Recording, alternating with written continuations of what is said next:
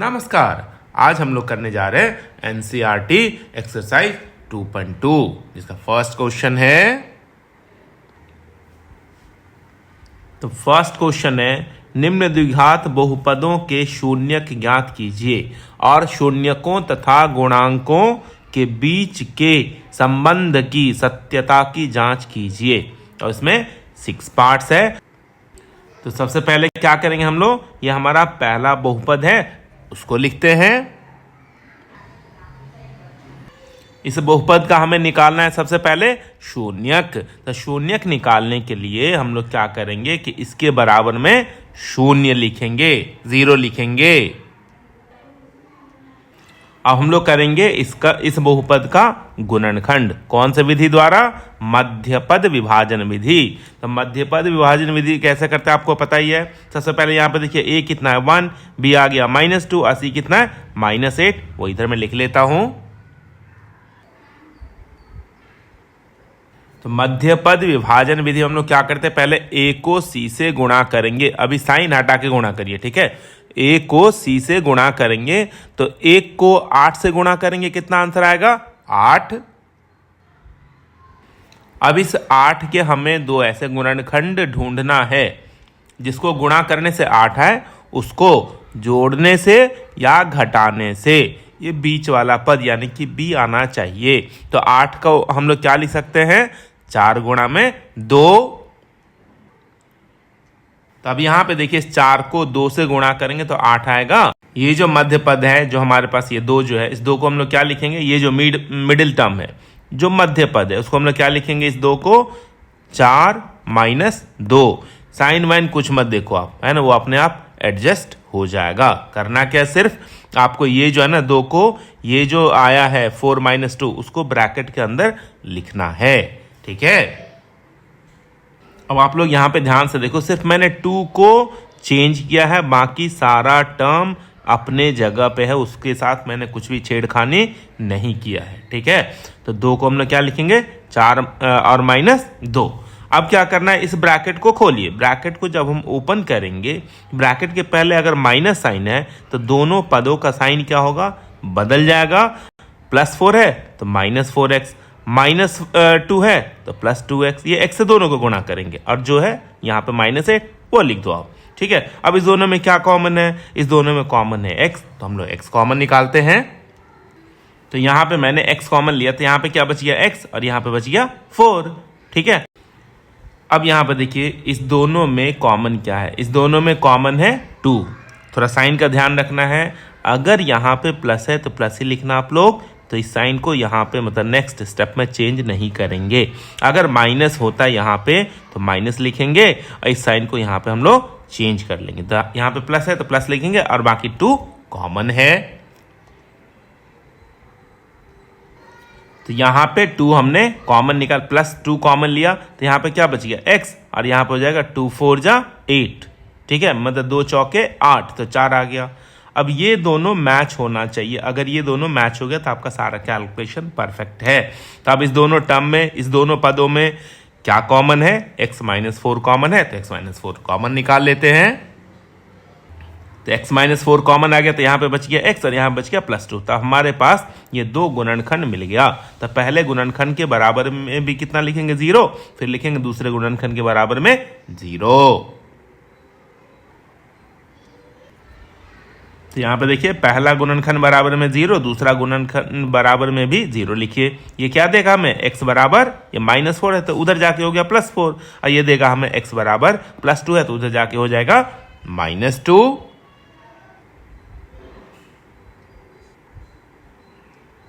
तो इस प्रकार हमें 2 शून्यक यानी कि 2 zeros मिल गया। अब हम लोग क्या करेंगे, शून्यक मिलने के बाद देखिए ये तो शून्यक होता है। शून्यक और गुणांक किसे कहते हैं, ये जो है ना, ये जो ABC जो यहाँ से हमने लिखा था, A1 है, B -2 है, C -8 है, इसको हम लोग कहते हैं गुणांक, इसको कहते हैं शून्यक। अब इस गुणांक और शून्यकों के बीच में संबंध की सत्यता की जांच करेंगे, ठीक है। तो देखिए कैसे करना है। अब हम लोग करने जा रहे हैं संबंधों की सत्यता की जांच। किसके बीच में संबंध, शून्यक और गुणांकों के बीच में संबंध। पहले शून्य को कहते हैं अल्फा और दूसरे शून्य को क्या बोलते हैं, बीटा। और ABC तो है ही यहाँ पे, तो पहले इसको लिख लेते हैं हम लोग। पहले वाले शून्य का हमने नाम रखा है अल्फा और दूसरा वाला शून्य का हमारा क्या होता है, बीटा। और उसके बाद ये लिख लीजिए गुणांक, तो अल्फा बीटा लिख लिया, ABC हम लोगों ने लिख लिया, ये है शून्यक, ये है गुणांक। अब हम लोग करते हैं पहले शून्यकों का योगफल। तो यहां से हम लोग क्या करते हैं, अल्फा का मान 4 रखेंगे और बीटा का मान -2, तो ये आ जाएगा 4 और प्लस माइनस माइनस, तो 4 - 2 जो देगा हमें 2। तो शून्यकों का योगफल हमें कितना मिला, 2। और हमेशा याद रखिए कि शून्यकों के योगफल के साथ हमें क्या निकालना है, -b/a। हमेशा याद रखिए शून्यकों के योगफल के साथ हम लोग किसको निकालेंगे, -b/a। तो यहां से हम लोग क्या करते हैं, b का मान और a का मान यहां पे रखते हैं। तो यहां पे मैंने मान रखा है, एक मान मतलब यहां पे देखिए एक जो माइनस है फॉर्मूले का माइनस है, और यहां पे b के पास खुद भी तो एक माइनस है, तो वो -2 है। तो माइनस ऑफ माइनस कितना आ गया, +2/1। तो हम लोग क्या देख रहे हैं कि शून्यकों का योगफल का जो मान आया -b/a का भी वही मान आया है, दोनों 2 के बराबर है ना। तो हम लोग क्या लिखेंगे, अल्फा प्लस बीटा बराबर -b/a। First relation verified.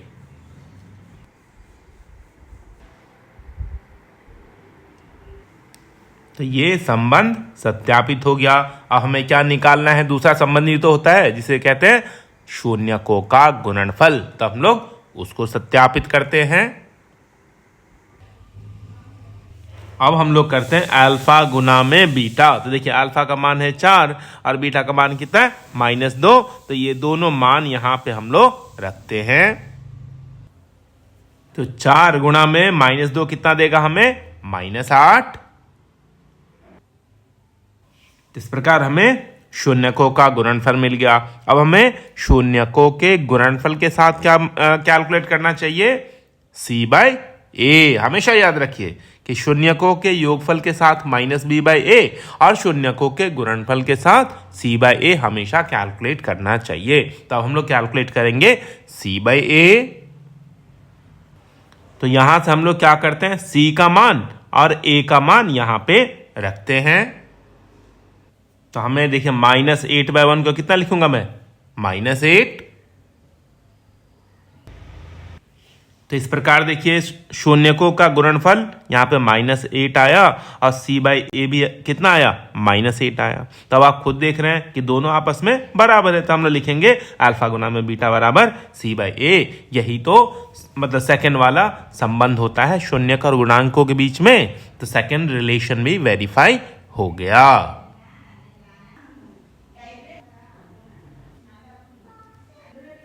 तो ये फर्स्ट क्वेश्चन हो गया। हम लोग करेंगे सेकंड क्वेश्चन। तो पहले मैं सेकंड पार्ट लिख लेता हूं इस क्वेश्चन का। आप लोग चाहो तो एनसीईआरटी टेक्स्ट बुक साथ में रख सकते हो। तो ये देखिए सेकंड वाला जो बहुपद है हमारा वो एस में बहुपद है, इसलिए हम लोग क्या लिखेंगे, P(s). ठीक है। अब पहले क्या करना है, इसका शून्य निकालना है। तो इसके बराबर में क्या लिखना है हमें, 0। अब यहाँ पे देखो a कितना है 4, b आ गया -4 और c कितना है 1, है ना। हम लोग करने जा रहे हैं मध्यपद गुणनखंड विधि। तो ABC पहले लिख लेते हैं हम लोग।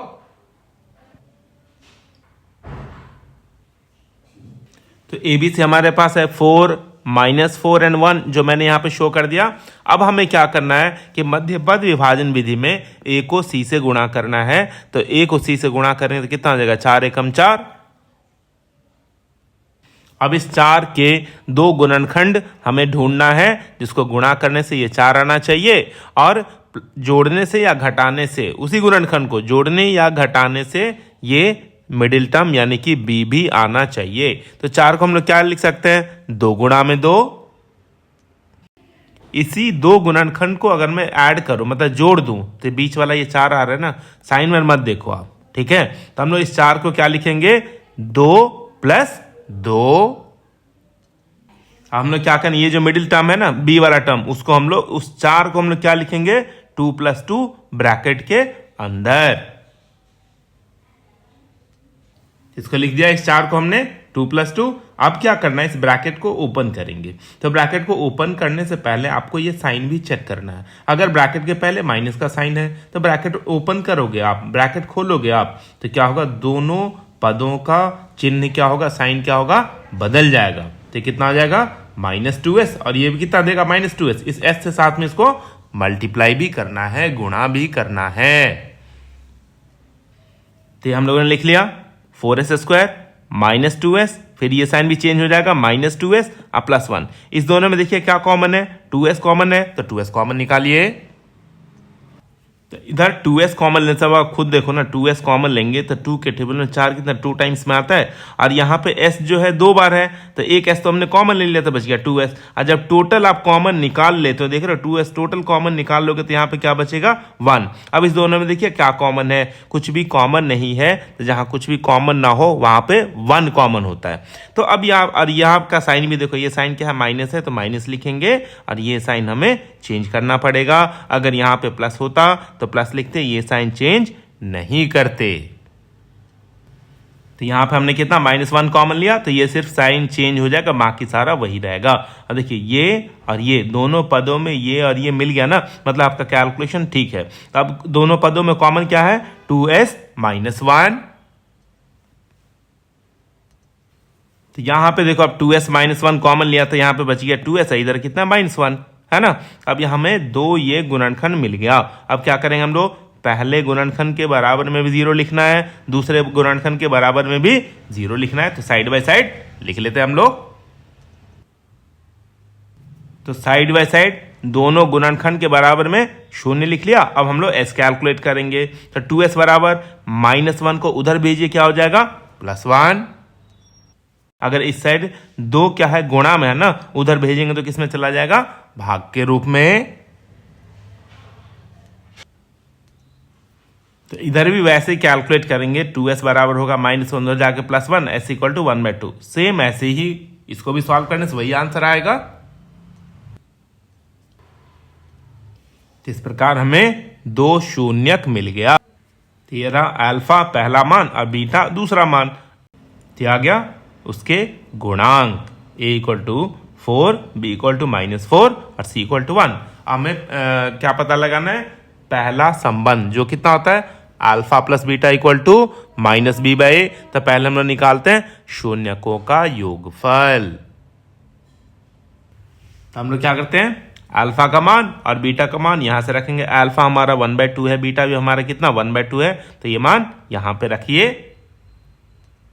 तो अब हम लोग क्या करते हैं, इसको हल करते हैं। वैसे देखिए हाफ प्लस हाफ कितना 1 होता है, लेकिन हम लोग कैलकुलेशन से 1 लाएंगे। 2 और 2 का एलसीएम कितना आ गया, 2।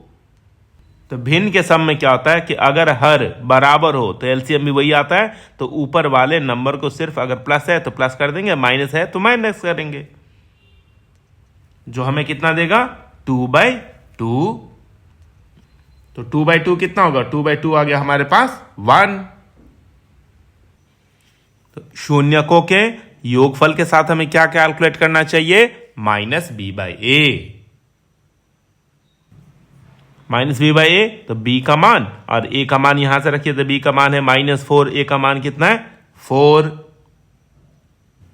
तो एक माइनस तो फार्मूले का, एक -b का खुद का है ना। तो ये कितना, माइनस ऑफ माइनस, ये माइनस को माइनस से गुणा करेंगे कितना होगा, प्लस। तो +4/4 आ गया। तो 4 कैंसिल हो गया, तो आंसर कितना आएगा, 1। तो यहां पे हम लोग देख रहे हैं कि शून्यकों का योगफल 1 आया और -b/a भी 1 आया। तो दोनों देखिए, ये दोनों आपस में इक्वल, मतलब ये दोनों इक्वल है, बराबर है, ठीक है। तो पहला संबंध सत्यापित हो गया।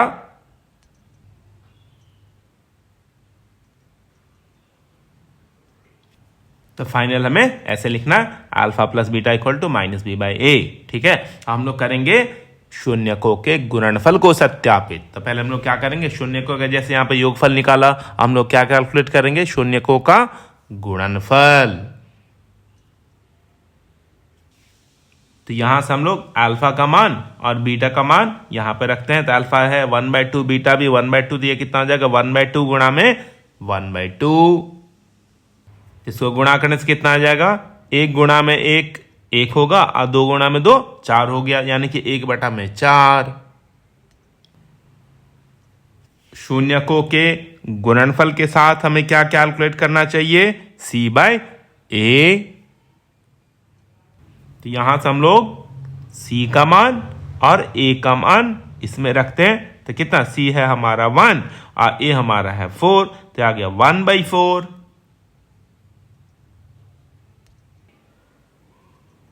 तो हम लोग यहां पे क्लियर देख रहे हैं कि शून्यकों का गुणनफल का मान जितना है C/A का भी मान उतना ही है। कहने का मतलब ये दोनों भी आपस में इक्वल है।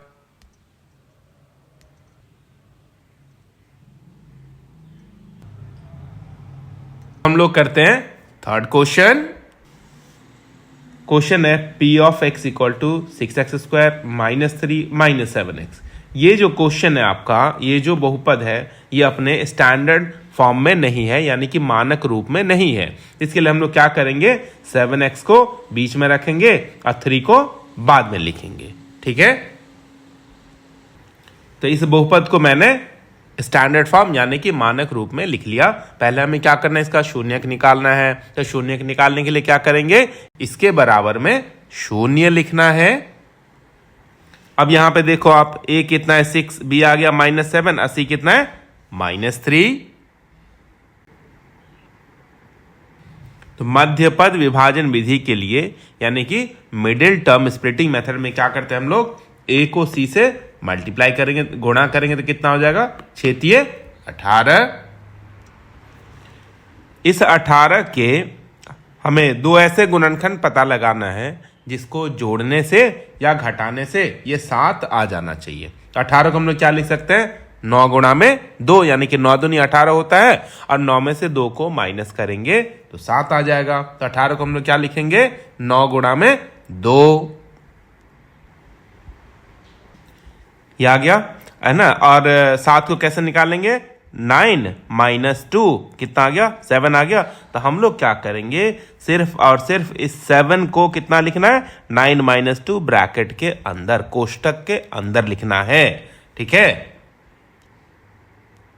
तो सिर्फ और सिर्फ हम लोगों ने क्या किया, 7 को चेंज किया है, बाकी सारा टर्म सारा पद वैसे ही है। अब इस ब्रैकेट के पहले माइनस का साइन है, तो यहां पे देख सकते हो 9 का साइन भी चेंज हो गया और 2 का साइन भी चेंज हो गया। चेंज क्यों हुआ, क्योंकि ब्रैकेट के पहले, कोष्टक के पहले माइनस का साइन था। अगर प्लस का साइन होता तो इस दोनों साइन को हम लोग चेंज नहीं करते, जैसे है वैसे लिखना था। अब इस दोनों में देखिए कॉमन क्या है, दोनों 3 के टेबल में जा रहा है, दोनों में x कॉमन है, तो दोनों में क्या कॉमन है, 3x कॉमन है।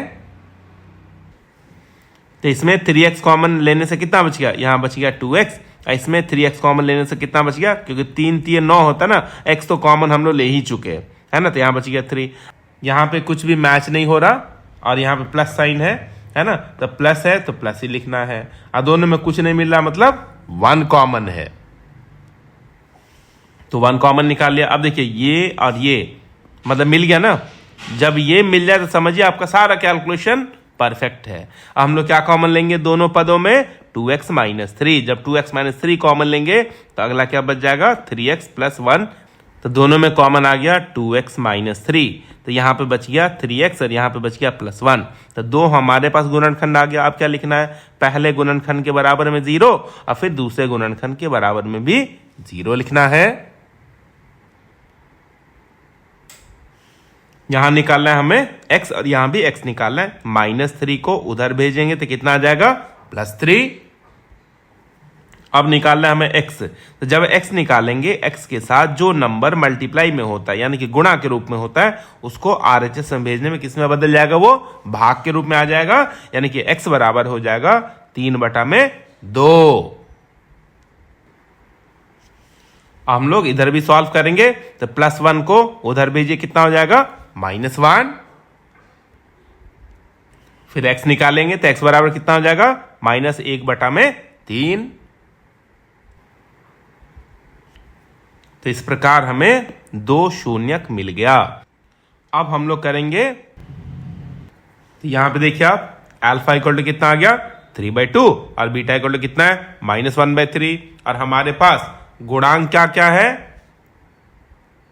तब आप देख सकते हो कि हमारे पास गुणांक क्या है, a equal to 6, b equal to -7 और c इक्वल टू कितना -3। यहाँ पे पहले भी लिखा था मैंने, हमें इसी दोनों के बीच में क्या करना है, संबंध की सत्यता की जांच करनी है। तो सबसे पहले हम लोग क्या निकालेंगे, शून्यकों का योगफल।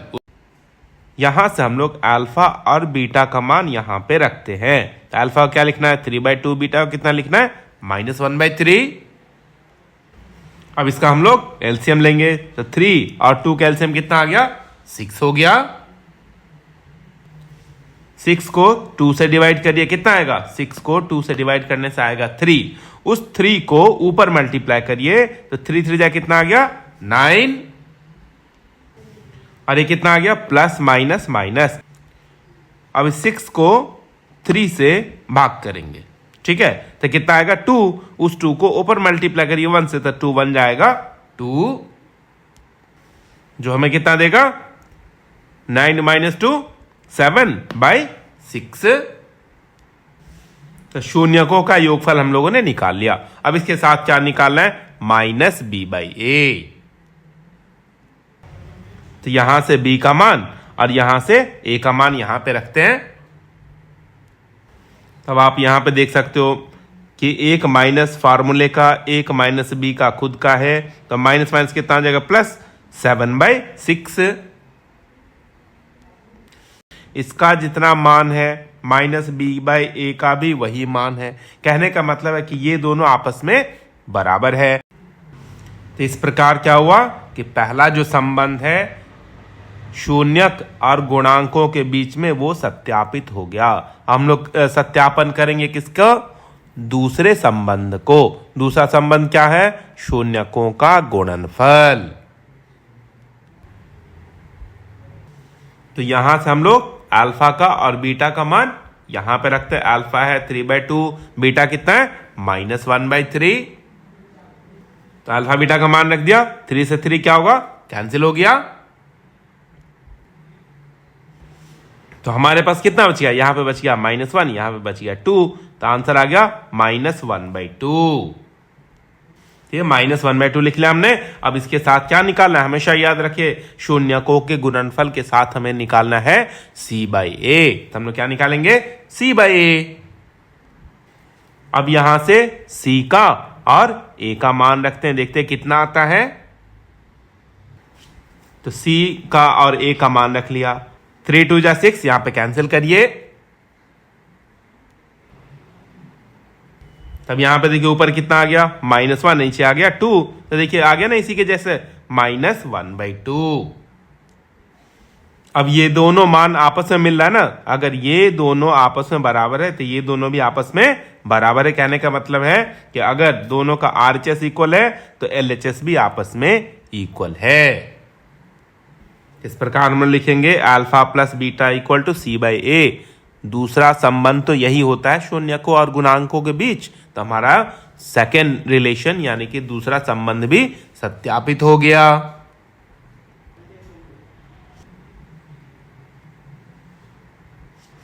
तो इस प्रकार दूसरा संबंध भी सत्यापित हो गया। हम लोग करते हैं फोर्थ पार्ट इसी क्वेश्चन का। फोर्थ क्वेश्चन है, ये देखिए फोर्थ क्वेश्चन जो है वो u में बहुपद है, इसलिए क्या लिखेंगे p ऑफ u बराबर 4u² प्लस 8u। हमें निकालना है सबसे पहले शून्यक, तो इसके बराबर में लिखेंगे 0 यानी कि 0। इसमें आप खुद देख सकते हो कि c वाला टर्म जो है, जो ABC होता है ना, c वाला टर्म क्या है, नहीं है इसमें, c वाला टर्म 0 है। तो हम लोग क्या करेंगे, जब c टर्म मिसिंग रहेगा तो इस दोनों में सिर्फ और सिर्फ क्या करना है, हमें कॉमन निकालना है, तो हमें गुणनखंड प्राप्त हो जाएगा। क्योंकि शून्यक निकालने के लिए हमें गुणनखंड करना होता है ना, तो सीधा यहाँ पे कॉमन लेंगे, हमें गुणनखंड मिल जाएगा।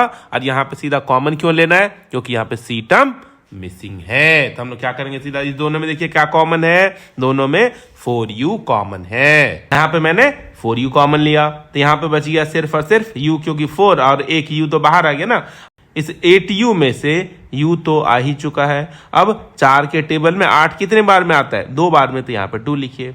ये हो गया हमारा पहला गुणनखंड, ये हो गया हमारा दूसरा गुणनखंड। अब करना क्या है? पहले गुणनखंड के बराबर में भी 0 लिखना है और दूसरे गुणनखंड के बराबर में भी 0 लिखना है।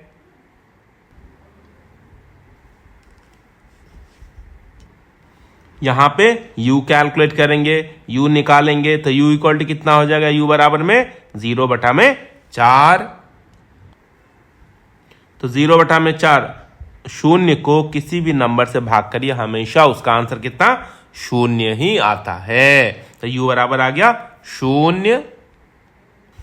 और इधर हम लोग u कैलकुलेट करें तो u बराबर कितना आ जाएगा? +2 है, उधर जाके हो जाएगा -2। तो हमें 2 शून्यक मिल गया। अब क्या करना है? गुणांक और शून्यकों के बीच में जो संबंध है उसकी सत्यता की जांच करेंगे। ठीक है, तो अब हम लोग करेंगे वेरिफिकेशन यानी कि जांच। तो पहले जो शून्यक है वो लिख लेता हूं, जो गुणांक है वो भी लिख लेता हूं मैं। शून्यक यानी कि अल्फा बराबर 0 यहां से और बीटा बराबर -2 यहां से लिख लिया। अब गुणांक कितना है? a बराबर 4, b बराबर में 8 और c टर्म मिसिंग है यानी कि 0। तो ये गुणांक हो गया 4, 8 और 0। अब हमें क्या निकालना? सबसे पहले शून्यकों का योगफल। तो यहां से क्या करेंगे हम लोग? अल्फा का वैल्यू 0 और बीटा का वैल्यू -2 यहां पे रखेंगे। तो आ गया 0 + -2, तो 0 - 2 कितना होगा? -2। शून्यकों के योगफल के साथ हमें क्या कैलकुलेट करना चाहिए? -b/a। तो यहां से हम लोग क्या करते हैं? b का मान और a का मान यहां पे रखते हैं। यहां पे मान रखने के बाद हम लोग देख रहे हैं कि 8 जो है ये 4 से डिवाइड हो जाएगा। कितने टाइम्स में? 2 टाइम्स में। तो 4 1 जा 4 और 4 2 जा 8, कैंसिल कर लीजिए। तो हमारे पास आ गया -2/1। तो -2/1 मीन्स -2 ही हुआ ना, तो आंसर कितना आ गया इसका? -2। अब आप यहां पे खुद देख रहे हो कि अल्फा प्लस बीटा का जो मान है -b/a का भी वही मान आया, यानी कि ये दोनों आपस में बराबर है।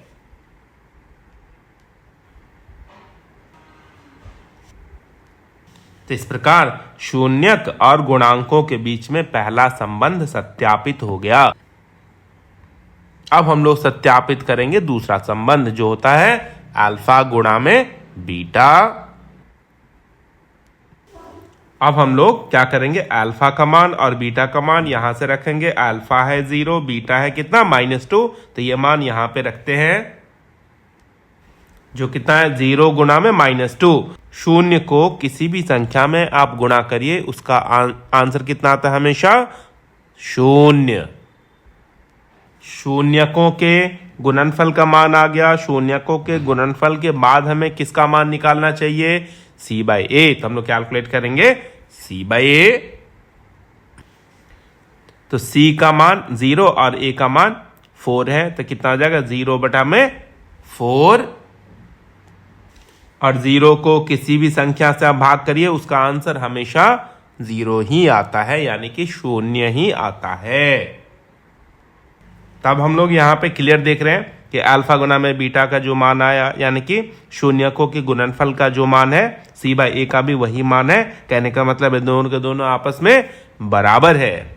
ठीक है,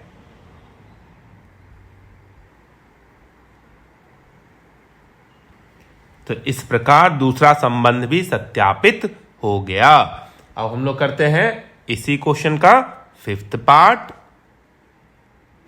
इस क्वेश्चन का 5th पार्ट क्या है? मतलब जो ये जो बहुपद है t में बहुपद है, इसलिए इसको लिखेंगे p ऑफ t बराबर t² - 15। तो यहां पे निकालना सबसे पहले में शून्यक। शून्यक निकालने के लिए हमें क्या करना है? इसके बराबर में 0 लिखना है। और एक चीज और आप नोटिस करो मेरे बच्चों कि यहां पे क्या है? b टर्म मिसिंग है। पहले वाले क्वेश्चन में क्या था? सी टर्म मिसिंग था। तो जब सी टर्म मिसिंग था तो उसमें हमने क्या किया था, सिर्फ और सिर्फ कॉमन निकाल के गुणनखंड कर लिया था। लेकिन यहां पे क्या है, बी टर्म मिसिंग है। जब बी टर्म मिसिंग हो तो वहां पे यूज करेंगे एक आइडेंटिटी, एक फॉर्मूला, जो मैं यहां पे लिख देता हूं। सबसे पहले क्या करें, इसके बराबर में 0 लिखिए। तो यहां पे यूज करेंगे हम लोग ये आइडेंटिटी, ये फार्मूला, ए स्क्वायर माइनस बी स्क्वायर बराबर ए प्लस बी इंटू ए माइनस बी। हमेशा याद रखिए, जब भी बी टर्म मिसिंग हो, बीच में माइनस हो, तो इसी आइडेंटिटी, इसी फार्मूले को यूज करके गुणनखंड निकालना है। तो ये छोटी छोटी बातें हैं, छोटे छोटे ट्रिक्स है। अगर ये आपको याद रहेगा तो क्वेश्चन सॉल्व करने में कहीं पे भी कोई दिक्कत नहीं होगी। पहले वाले क्वेश्चन में क्या था, सी टर्म मिसिंग था, तो वहां पे सिर्फ कॉमन लिया। इस वाले मतलब क्वेश्चन में क्या है, बी टर्म मिसिंग है, तो ये आइडेंटिटी यूज करेंगे। ठीक है, तो ये तो देखिए, तो हमें तो ए स्क्वायर माइनस बी स्क्वायर इसको तो बनाना पड़ेगा ना। जो टी स्क्वायर है टी का स्क्वायर है, 15 जो है वर्गमूल 15 का वर्ग है। तो इस तरह हमें मिल गया ना, पहला ए का स्क्वायर मिल गया, दूसरा हमें बी का स्क्वायर मिल गया, तो ये हो गया ए स्क्वायर माइनस बी स्क्वायर। तो ये फॉर्मूला लगाइए, ए प्लस बी ए माइनस बी। ए है हमारा टी, अब ये है हमारा √15। तो ये फॉर्मूला यूज करके मिल गया हमें दो गुणनखंड, पहला ए प्लस बी या दूसरा ए माइनस बी। तो ये पहला गुणनखंड, ये दूसरा गुणनखंड आ गया। अब क्या करना है, गुणनखंड मिलने के बाद पहला गुणनखंड के बराबर में भी 0 लिखेंगे और दूसरे गुणनखंड के बराबर में भी 0 लिखेंगे, फिर टी का मान निकालेंगे। तो यहां पे देखिए मैंने क्या किया, पहला गुणनखंड बराबर में 0, इधर भी दूसरा गुणनखंड बराबर में 0, टी निकाले यहां पे।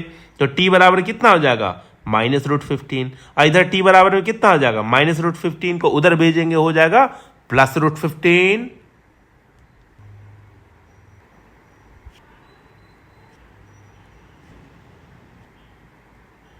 तो इस प्रकार हमें 2 शून्यक मिल गया। अब हम लोग करेंगे जांच। तो यहां हमारे पास शून्यक क्या है, अल्फा है -√15 और बीटा कितना है, √15। ये रहा अल्फा बीटा। और शून्यक हमारे पास क्या है, ए है 1, बीटा मिसिंग है तो 0, और सी आ गया -15। तो एबीसी भी लिख लिया। और हमें क्या कैलकुलेट करना है, शून्यकों का योगफल। तो यहां से अल्फा का मान और बीटा का मान रखते हैं, दोनों नंबर सेम है और साइन डिफरेंट है, तो क्या करेंगे हम लोग, माइनस करेंगे। तो -√15 से +√15 यहां पे क्या होगा, कैंसिल हो गया, मतलब सेम माइनस सेम, कितना आंसर आएगा, 0। तो शून्यकों का योगफल हमें कितना मिला, 0। अब हम लोग करेंगे शून्यकों के योगफल के साथ क्या निकालना है, -b/a। यहां से b का मान और a का मान रखते हैं यहां पे, तो कितना आ जाएगा, -0/1। ये तो 0/1 कितना देगा, 0/1 हो गया 0। तब आप खुद देख सकते हो कि शून्यकों का योगफल जो मान है, शून्यकों के गुणनफल का भी वही मान है, मतलब ये दोनों भी आपस में इक्वल है।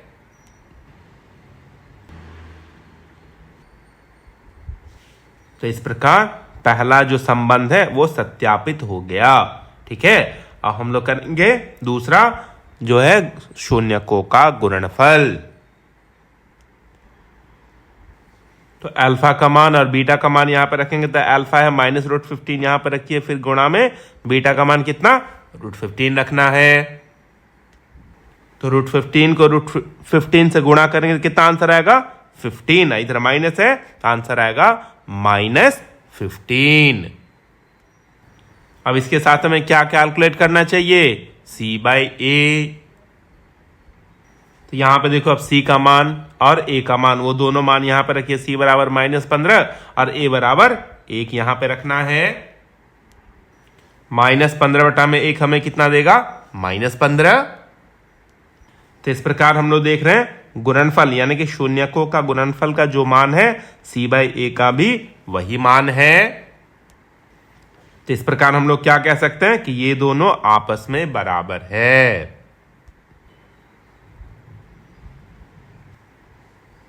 तो इस प्रकार हमने क्या देखा, यानी कि शून्यकों का गुणनफल बराबर c/a, यही तो होता है सेकंड रिलेशन। तो ये भी सत्यापित हो गया।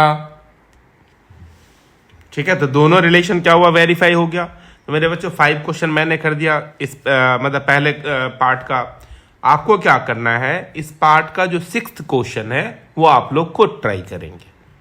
प्रश्नावली 2.2 का जो सेकंड रोमन है, सेकंड क्वेश्चन है, वो मैं आपको नेक्स्ट वाले वीडियो में एक्सप्लेन करके दूंगा मैं।